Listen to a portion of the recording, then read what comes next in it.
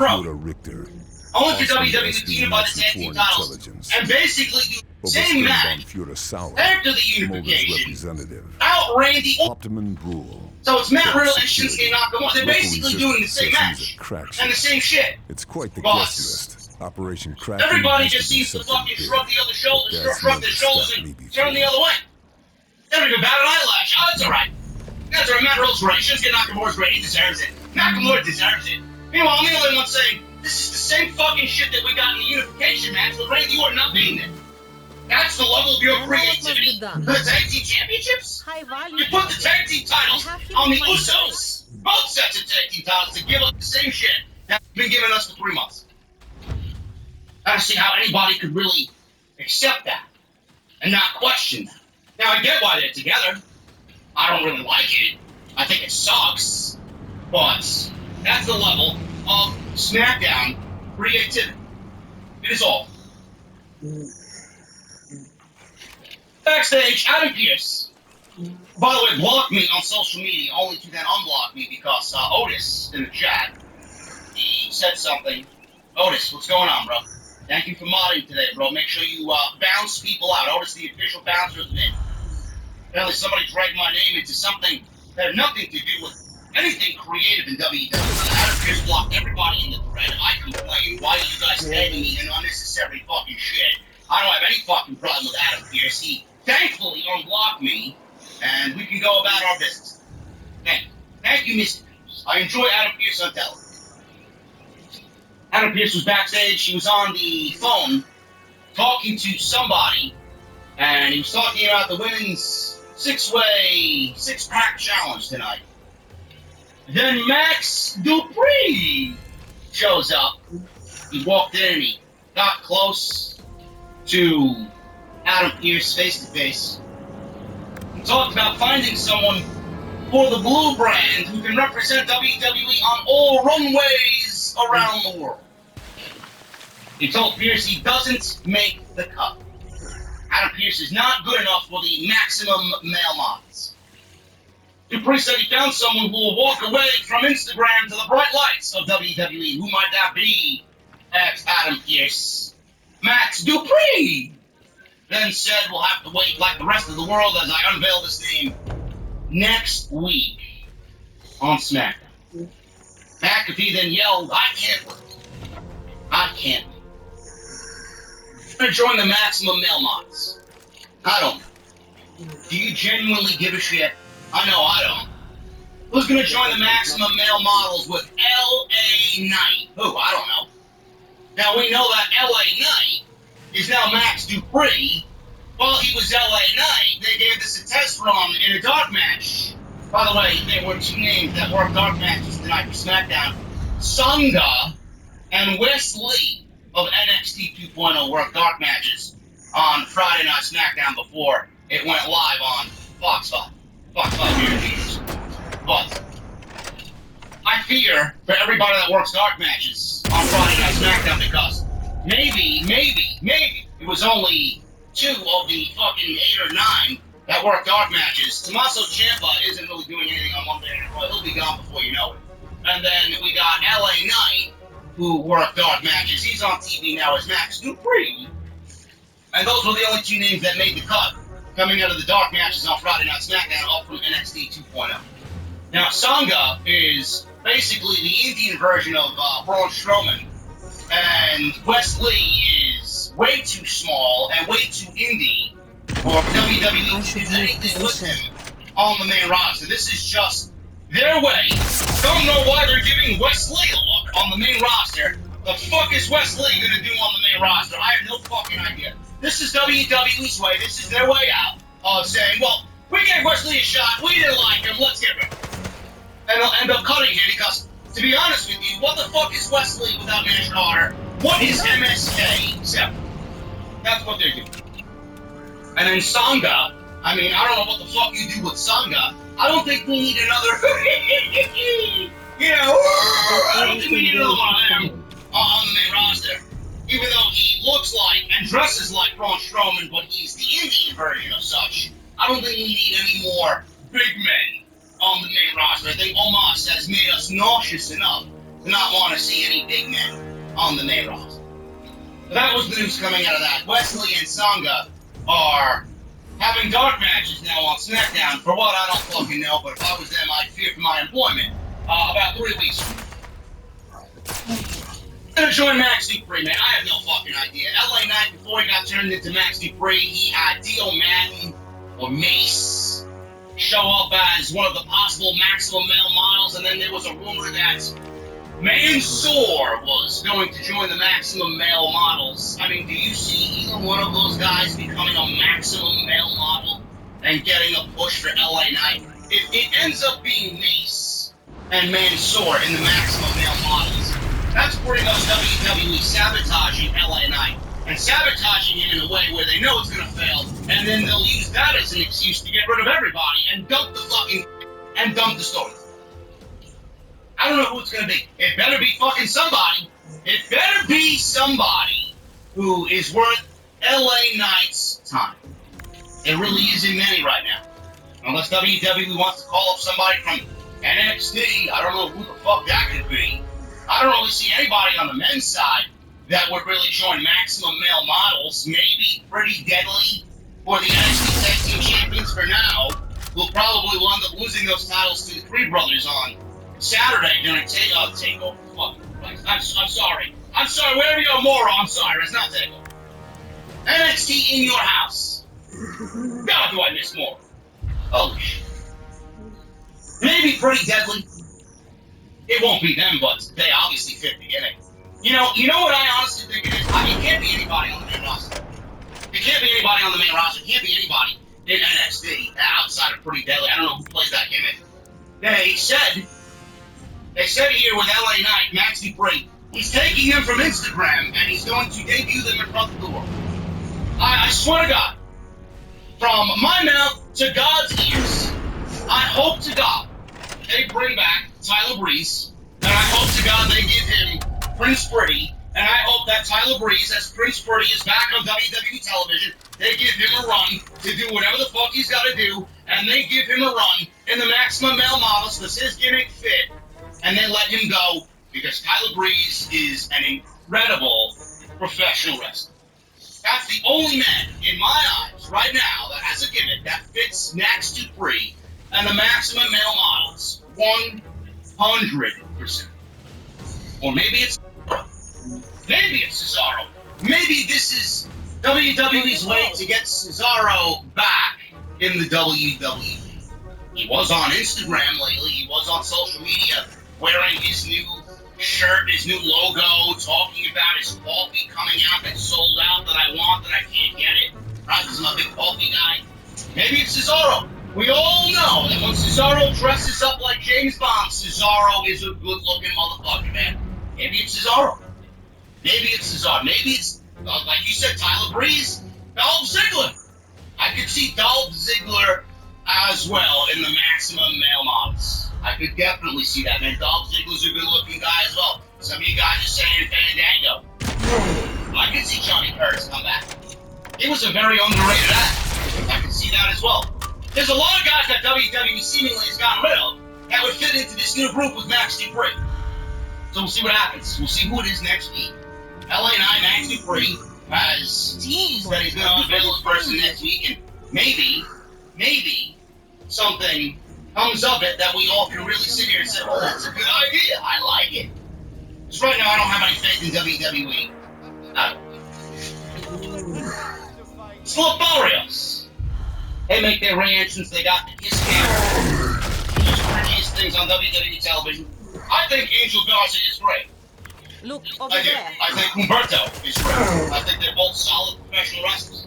I think they're stuck with a shit gimmick that WWE clearly isn't invested in. They got this Kiss Cam. Humberto seen this overweight slob in the front row, and he kissed her hand and gave her a nice consolation prize because there's no fucking way Humberto was gonna kiss that fucking whale sitting front row. Then we got them going over to this blonde who clearly had no interest in either of them kissing her. She went from being very disgusted to almost selling this in the most unnatural, fake way humanly possible. So that's the Kiss Cam for this. The Kiss Cam of losers. So we got Jinder Mahal versus Humberto Carrillo. And this match went 4 minutes. Mahal wins. He beats Humberto. And Shanky apparently aided in Jinder winning this match because of his obviously terrible dance moves. Shanky tried to get Jinder to dance. After the match was over, Jinder shot him a very unenthusiastic look and walked. So how we got him to win the match for Jinder? Well, Shanky danced at ringside whenever Jinder got any offense in. Jinder yelled at him. Humberto rolled up Jinder for 2. Humberto then yelled at Shanky to get down. He was on the apron, I guess. Jinder rolled up Humberto for the win. They started dancing, and Jinder wanted no part. This makes television? How this makes the final cut? I don't really understand. Jinder Mahal is still winning matches in 2022. I have no fucking idea why we are living in this fucking bizarre universe, man. I really don't get it. And Jinder Mahal was Shanky, man. Never liked it. Never really made sense of it. It was going nowhere. Right? They had Veer there. They had Shanky, Veer. Got moved to Monday Night Raw on the brand split or the draft. Shanky remained with Jinder Mahal. They didn't do anything with these guys. Now they made him into a dancing clown. He ended up dancing with Samantha Irving as well, the SmackDown ring announcer. Unbelievable how this shit makes it to television, and then we are told by the fucking incels on social media, why don't you stop watching and why don't you stop being negative, man? They're not catering to you. You fucking break, man. Bad television is bad television. This shit is embarrassing. I would not watch this in front of my own family, and they know and support wholeheartedly what I do. Holy shit.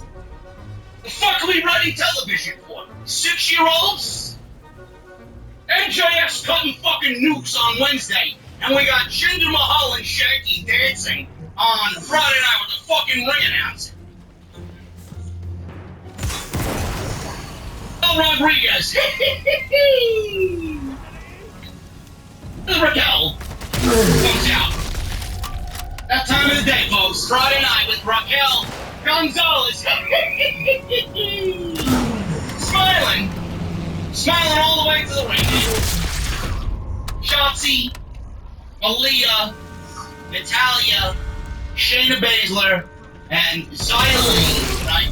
This is Xia Li's 3rd match since October, since getting drafted to SmackDown.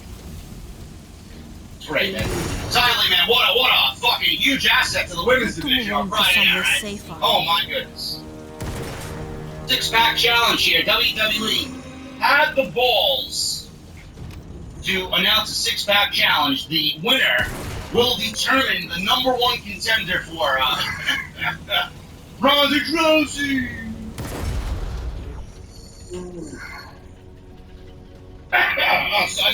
I'm sorry. Every time I mention Ronda, I'm sorry, man. They go through coma. I'm sorry. I'm sorry. Oh my God, Jesse, give me a glass of water, please. I need to splash my face, man. I can't talk about Ronda Rousey. Oh my goodness, man. I can't. Every time I mention Matt falls asleep, man. I can't mention Ronda anymore. I can't mention Ronda in full name, otherwise I may fall asleep. I may fall asleep on live stream, man. I can't do that. I can't do that to you guys. You guys need any proper SmackDown coverage. Because I know 99.99999% of you have not watched the show tonight. To keep you up to date, I can't mention Ronda Rousey. I'm sorry. Oh! Sorry, man. I'm trying to keep myself awake over here. Holy shit. You guys think Monday Night Raw is bad? Imagine Ronda coming out on Monday Night Raw, man. We have a double whammy right there. Anyway, WWE had the balls to book this 6-pack challenge. They needed to get their 6-pack challenge in somehow here, right? Because Sasha Banks and Naomi, they walked out of the company, right? WWE still watching it that Sasha Banks and Naomi are unprofessional. That they walked out of the fucking company. They went over the beginning of the show, and they mentioned the 6-pack challenge. Michael Cole was running down the card for tonight's glorious episode of SmackDown. I can't miss episode of SmackDown. Michael Cole run down. And we got Pat McAfee talking about the six-pack challenge, he says, and yeah, this one is actually happening tonight. Like, I get it. Like, I get it. Ronda Rousey, I'm sorry. I stopped myself. Ronda Rousey needs the number one contender for the Women's Championship, right? The SmackDown Women's Championship. WWE has a six-pack challenge, and they want you to know that Sasha and Naomi were supposed to be a part of the six-pack challenge, so they do whatever they need to do to make sure that you know that they walked away. And they had Pat McAfee say, yeah, and this match is actually happening tonight. I get it. I get it. And you can't go 1 week. You haven't gone 1 week without mentioning Sasha Banks and Naomi, man. They're enjoying their life, man. They're living their life. Meanwhile, WWE is like a jaded lover, man. Like a jaded ex. They're fucking sold. They're like a fucking ex-lover, man. Salty that Sasha Banks and Naomi have found other interests in life. And they don't give a shit. They don't give a fuck about what you think or what you feel. They don't give a shit about your feelings. It's great. It's a great thing to see, man. It's a great thing to see. Now, let me be straight here. Raquel Rodriguez, right? Raquel Rodriguez, silent all over the place, man. Yeah, my dog died. My dog got run over by a car last week, and I can't help but smile. Yeah, Raquel Rodriguez. Gonzalez.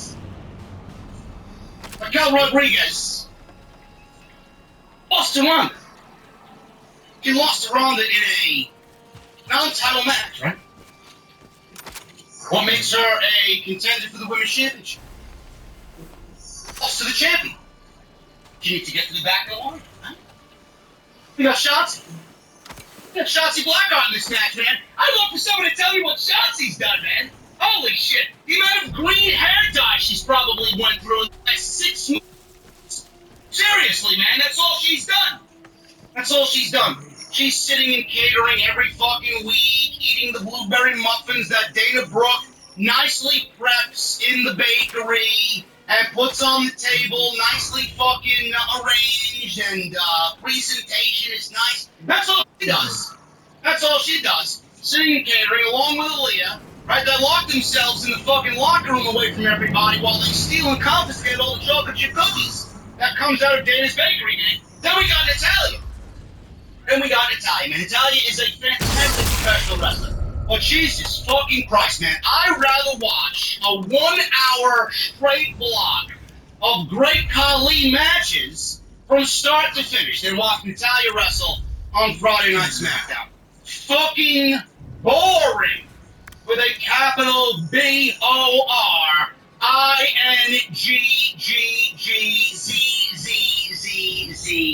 is Natalya. And then we got Xylee. What has she done on Friday Night SmackDown, man? She goes from wanting to be the protector to saying, fuck everybody, I'm only looking out for myself. Then they tease with something that they did on social media, the return of Zion fucking, whatever the fuck her name is, Tian Sha. I mean, give me a fucking break with this bullshit, man. Xylee, man, you're better off just fucking going and playing your Chun-Li cosplay somewhere else. They don't give a shit about you at all. The only one in this match I give a remote shit about is Shayna Baszler. The only one I give a shit about here, man. And the one woman I would love to see win this match, because that's the only thing that makes sense, for Ronda Rousey.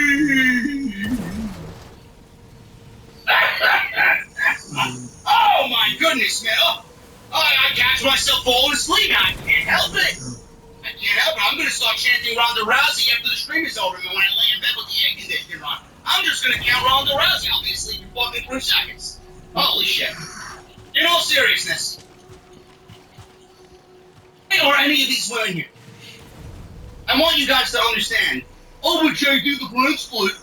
The brand split needs to stay the way it is, man. It's going to make the shows worse.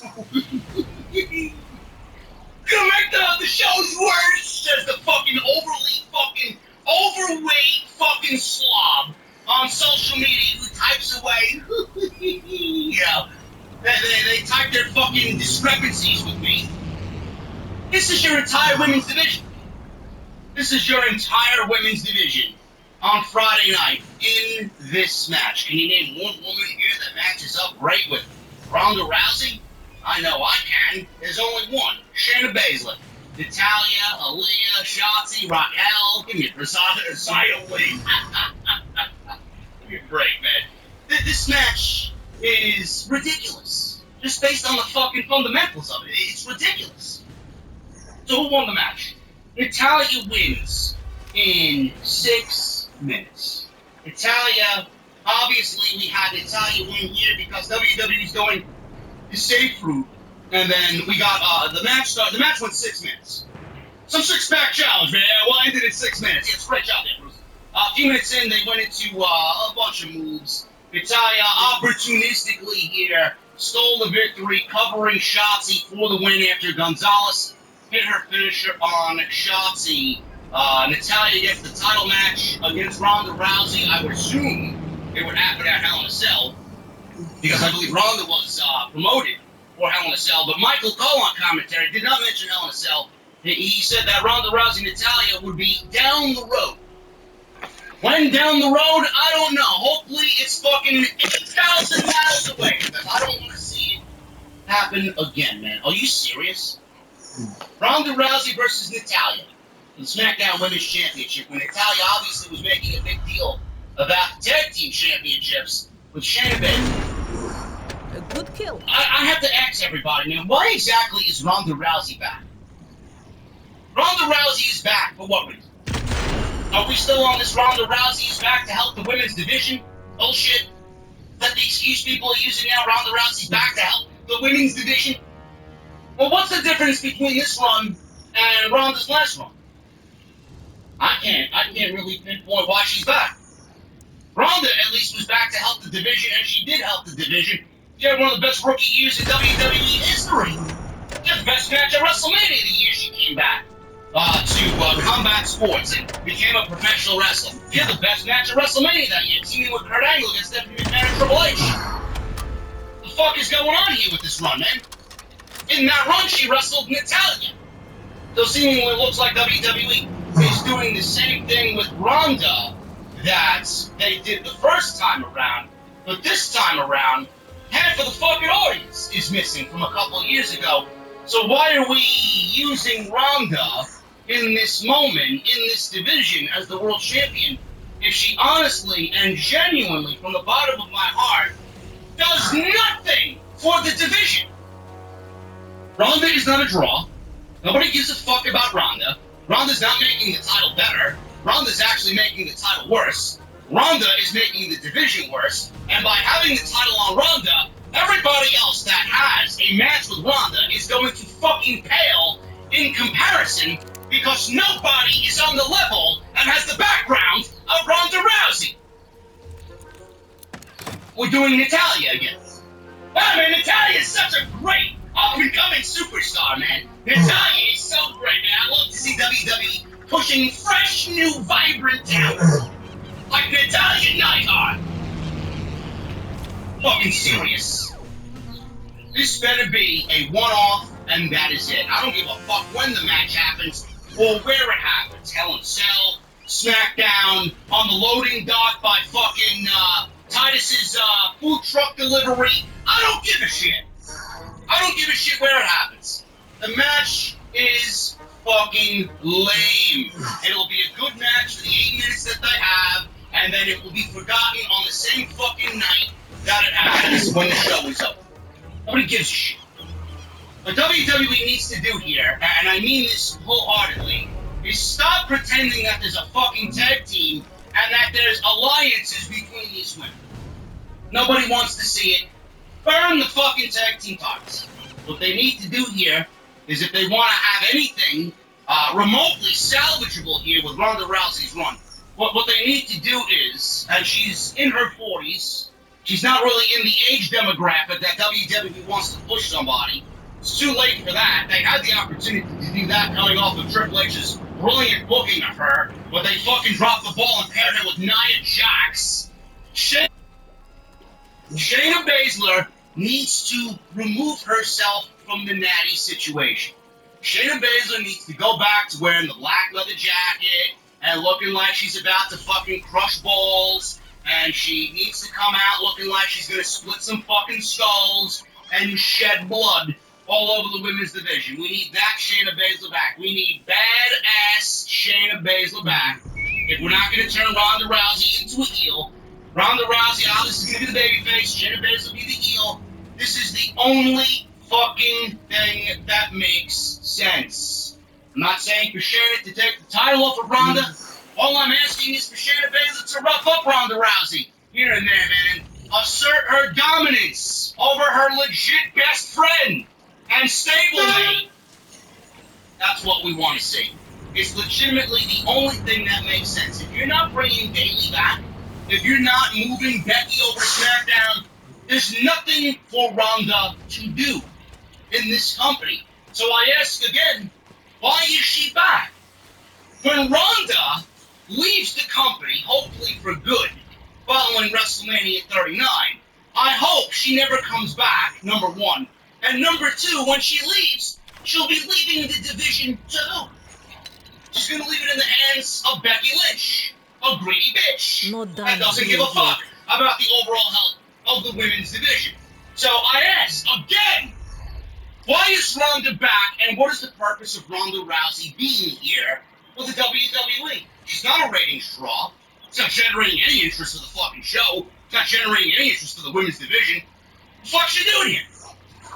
This entire run will pale in comparison to everything that this woman did in year one. By everything you're doing now, you're making a mockery of everything she did in year one. Okay?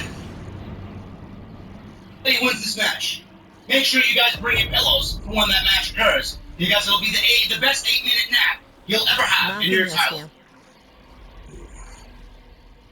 He entered the ring, got Natalia's face. Cole said both are submission specialists. Both are also insomnia specialists, man. The cure for insomnia is right within Natalya and Ronda Rousey's grasp. Cole said Rousey wants to be a fighting champion, so she'll have her work cut out for her. Madcap Moss. There were rumors going around that Madcap was undergoing a gimmick change. He didn't really get a gimmick change, per se. A gimmick change would mean the overall complete package change. Madcap remains. All they did was remove the suspenders. So he doesn't look like a comedy beacon. So, they did this great shot, and I will admit this was a great shot. Had this shot of an ambulance backing up into the arena, and then out comes Madcap through the doors. He's wearing black trunks, and he's standing there very angry looking, and we go, commercial. It's all business. He had this angry face, he had no suspenders. So, Madcap Moss walked to the ringside area, took a deep breath, he got to the ring, he cut a promo. There was no MJF promo, but he cut the promo. And he says, Corbin, he thought that would be the end of Madcap Moss. What Corbin did. Crowd chanted, welcome back to Madcap. He said he was right. He said that man is gone. So the man who would take his crap and laugh it off is gone. I bury the old man. He called Corbin to the ring. Corbin walked out to ringside. He told Moss that if he is there to beg for his job back, he'll consider it. Moss said the only thing he wants from him is to enter the ring so he can kick his teeth down his throat. Corbin said he'd love to enter the ring and teach him another lesson in humility, but not tonight. He said he'd hate for Moss to throw away his entire career because he's emotional. It's a bad idea. Pierce walked out and said he likes the idea of a match between the both of them, and the crowd obviously was wanting to see Madcap get the best of Baron Corbin. So the match is official. Corbin and Madcap Moss went about 1 minute. Corbin wins via DQ.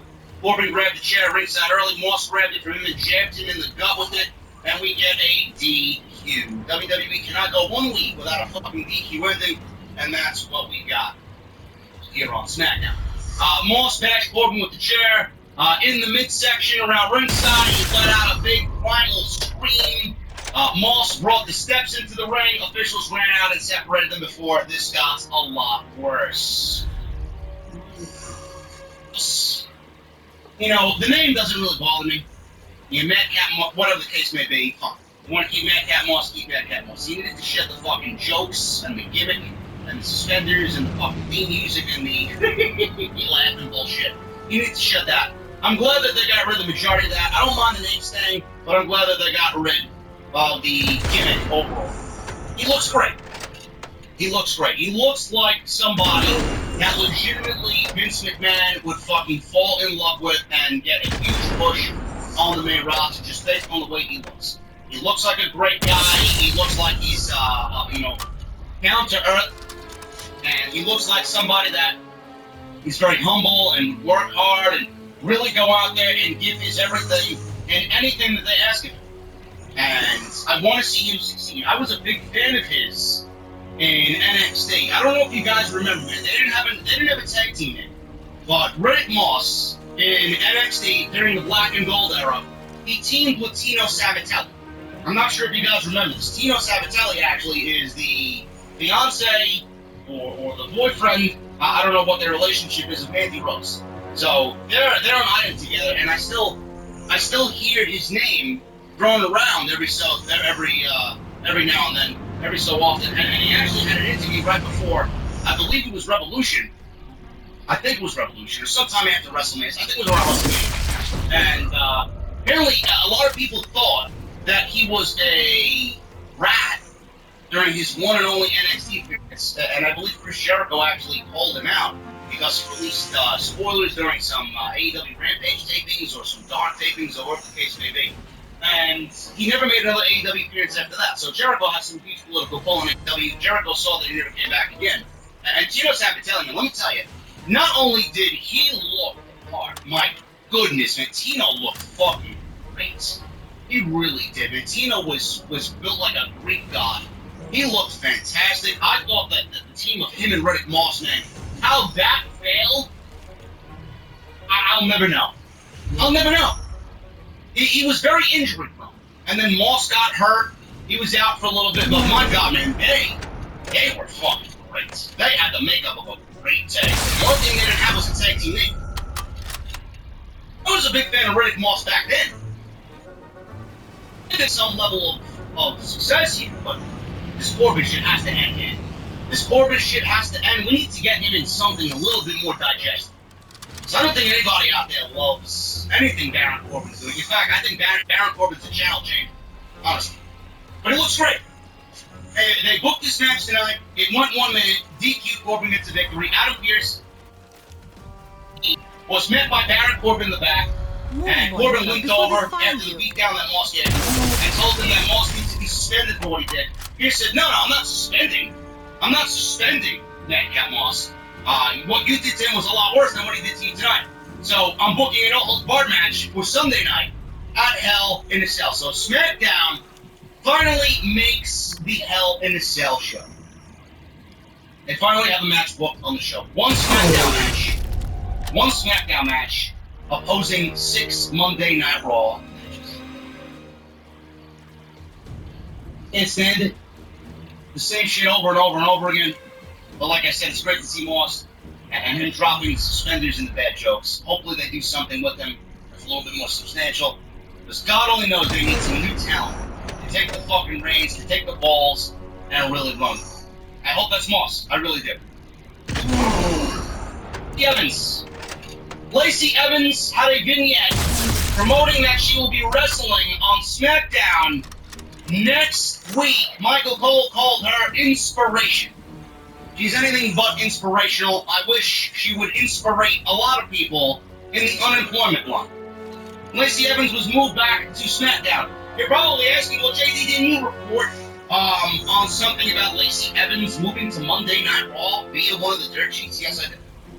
Yes, I did. I reported that Lacey Evans was moving to Monday Night Raw because she was on Monday Night Raw giving a very cringy, inspirational speech, only to then have her debut nixed and then show up at some NASCAR race, only for that to happen, and then move her back to SmackDown. I mean, he doesn't know what the fuck they're doing with Lacey Evans. Plans have changed again in WWE, and this time it revolves around Lacey Evans again. When Lacey Evans returned to WWE TV several weeks ago, the plan was for her to be slotted as a heel. Then she was moved to Raw, and then they quietly dropped the heel teases. That's it. PW Insider reports now again that Lacey Evans is being moved back to SmackDown. Evans was scheduled to return to in-ring action this past Monday on Memorial Day. That would have made sense, but clearly they nixed it. And that never happened, and there was no explanation given for why they axed the segment. Now, I'm not complaining. I just find it very, very typical of WWE to be very hypocritical by calling Sasha Banks and Naomi unprofessional. Meanwhile, they promoted this debut for Lacey Evans a week before it was supposed to take place, only for Memorial Day's Raw to come and then not make any mention of it, drop it with no explanation. So, is Sasha Banks and Naomi unprofessionals? You seemingly go about doing the same thing and behaving the same way, right? So how is Sasha Banks and Naomi unprofessional when you just went ahead and did the same thing? I don't care. I don't. Lacey Evans should be in the unemployment line, and Lacey Evans, she's already a failure, if you ask. Nobody is going to give a shit about Lacey Evans. What is going to happen on SmackDown that was not or was going to happen on Monday Night Raw? I don't understand. Do we have a babyface heel deficiency on Monday Night Raw, Friday Night SmackDown? What's the reason? What's the reason?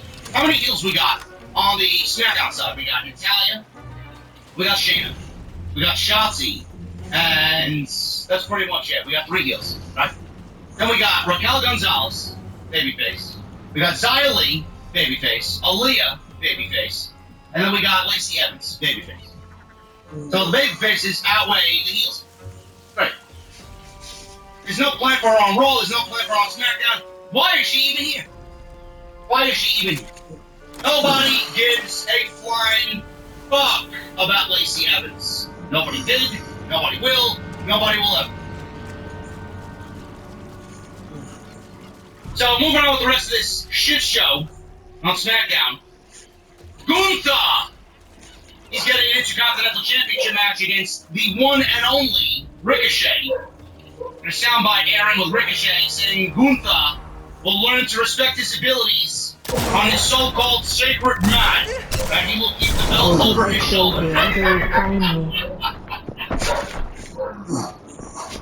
Ricochet, you're a fucking comedian, man. Yeah, I hope you have some cold beverages on ice after that match is over, man. You better get the massage table ready, and you better get your girlfriend to fucking really lick your wounds there, bro. You ain't walking out with the Intercontinental Championship at all if you're in a match with Gunther, the Ray Shadow. There's no way this is happening No. Gunther said he's going to take the Intercontinental Championship and bring honor and prestige back to said championship. Now, I love that the match is happening, don't get me wrong. I love that the match is happening. Do not mistake me when I say I think both Gunther, Walter, and Ricochet are fucking great.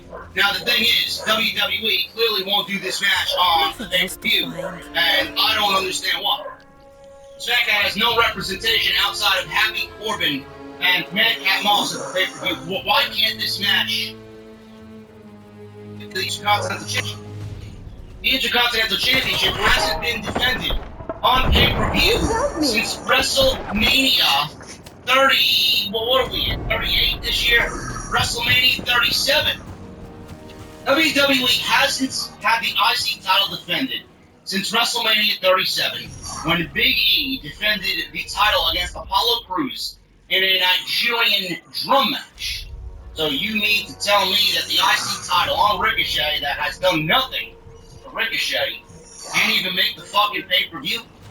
You can't put that title on the line in front of all these people in a sold-out crowd in Chicago that would appreciate the fucking athletic ability of Ricochet in a great match with Walter?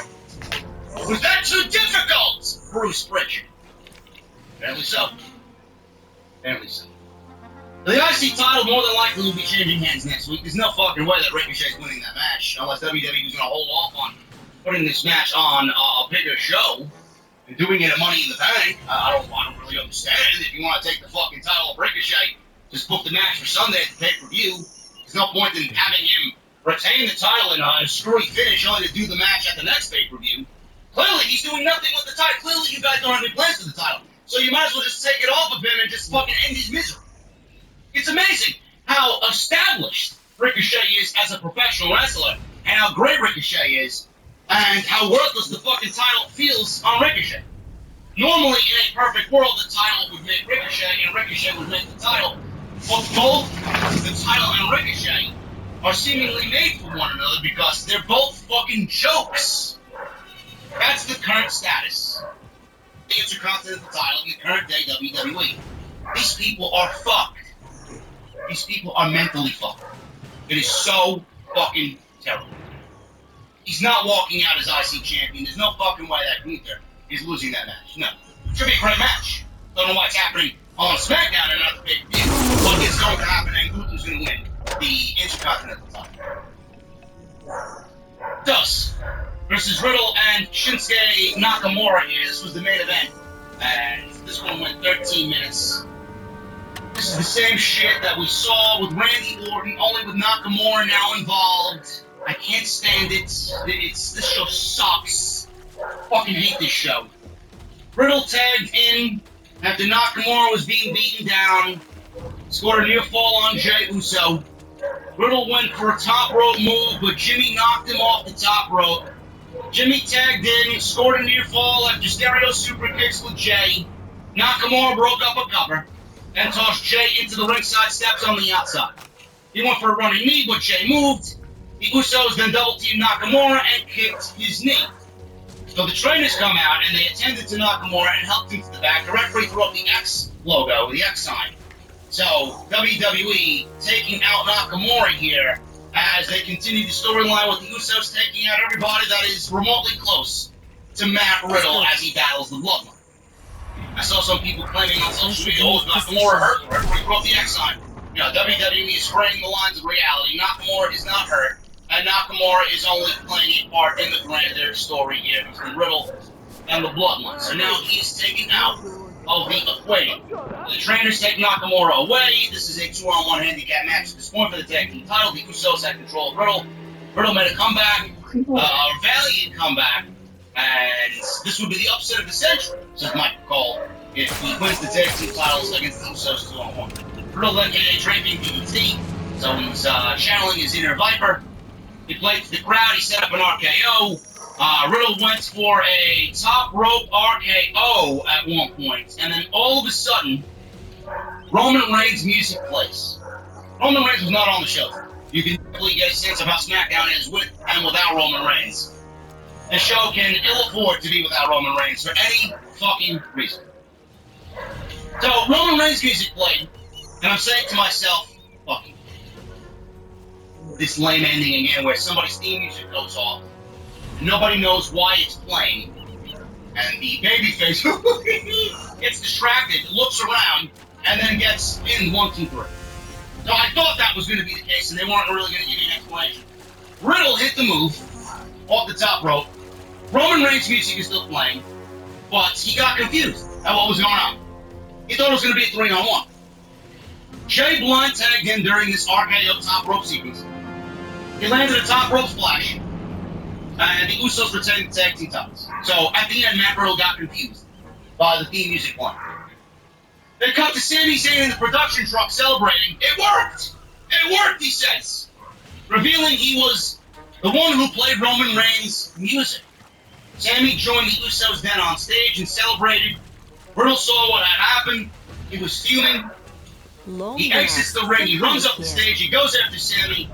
He starts beating down Sami. The Usos beat down on Matt Riddle, and the referees and officials come out to break up this big melee and pull them all apart. So the Usos actually were very appreciative of Sami Zayn helping them here in this situation.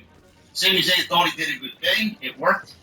And Matt Riddle is seemingly going to continue his quest at getting back and getting revenge on the Bloodline, the Usos, and Roman Reigns. Now, there was a news article that Roman Reigns' next undisputed Universal Heavyweight Championship title defense right now is still undecided. Now, it was originally planned by WWE where they had Reigns penciled in against Matt Riddle in July for the Money in the Bank pay-per-view. That was going to be the Money in the Bank main event. Matt Riddle versus Roman Reigns. Then they had Randy Orton penciled in for Roman Reigns at SummerSlam. And then Drew McIntyre at Clash at the Castle, where he's already planted seeds for that. He came out in the beginning of the show and said, I will be the Universal Heavyweight Champion, the undisputed Heavyweight Champion at Clash at the Castle, and I'm going to challenge Roman Reigns for that time. So they're already planting seeds for that. That is no question going to happen.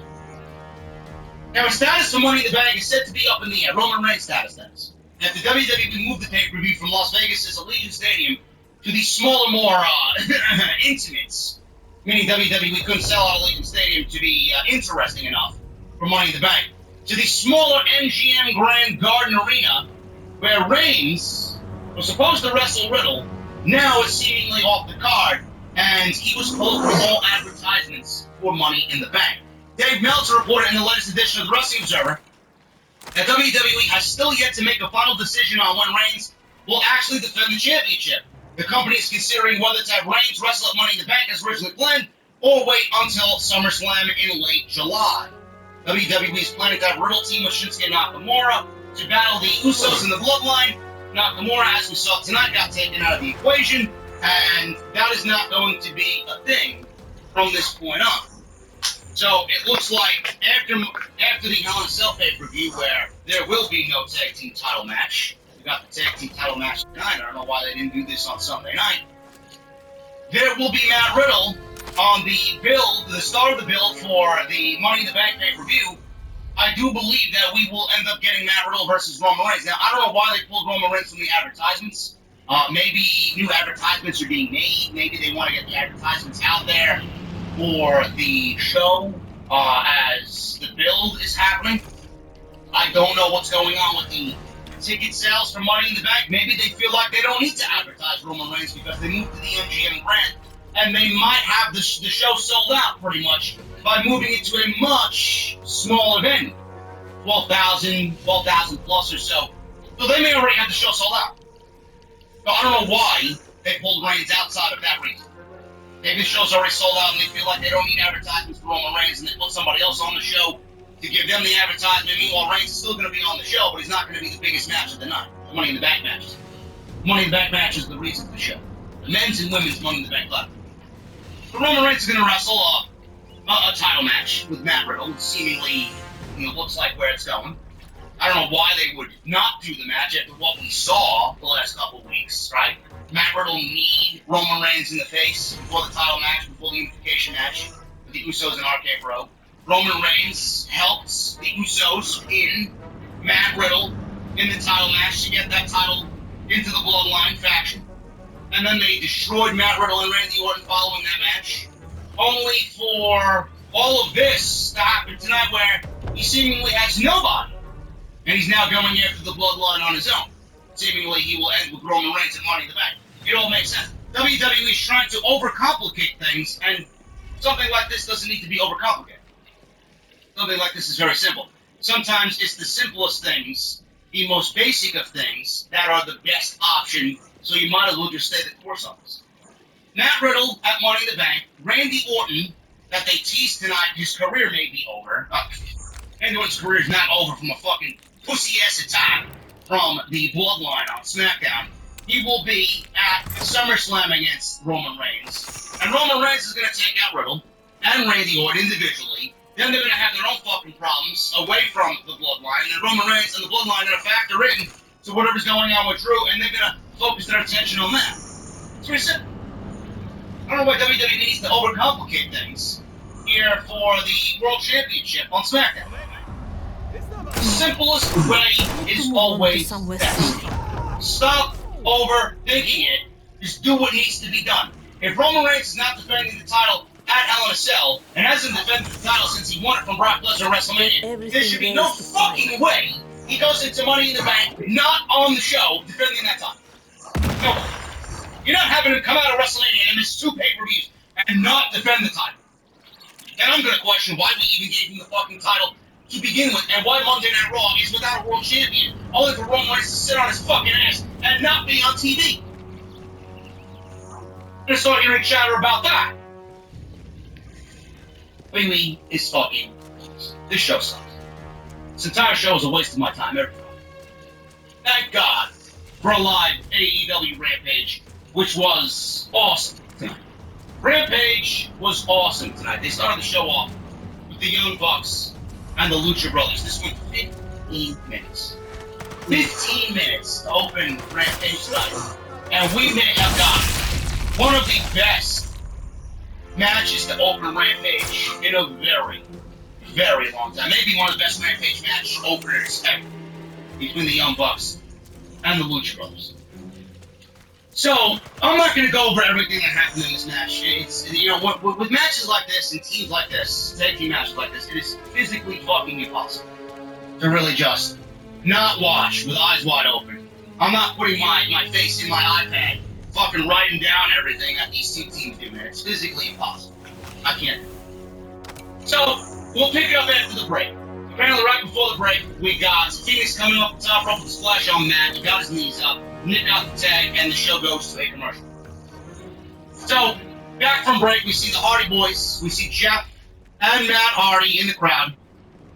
We see Jurassic Express. They're watching from the crowd. Jeff Hardy in just a second as well. They're definitely going to factor into all this.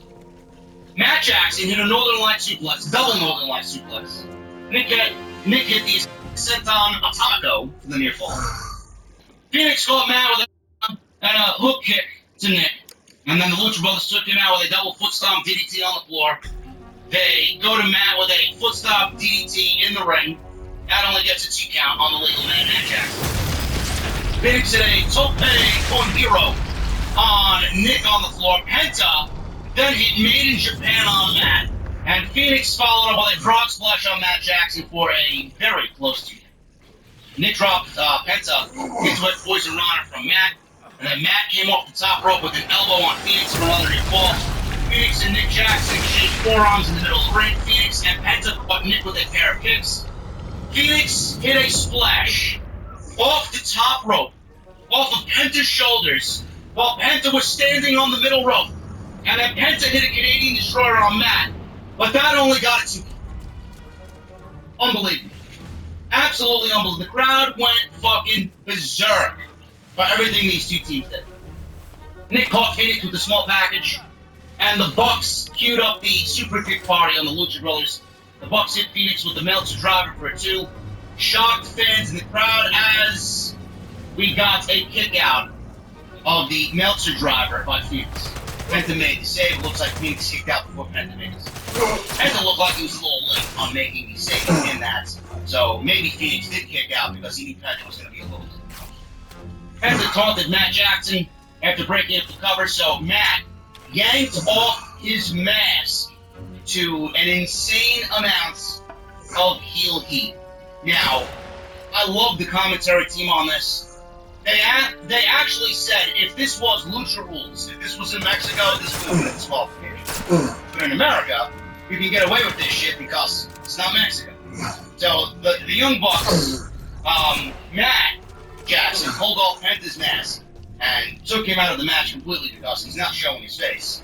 So this allowed the super kick party for the Young Bucks on Penta, and then the BTE trigger on Phoenix, and that was it.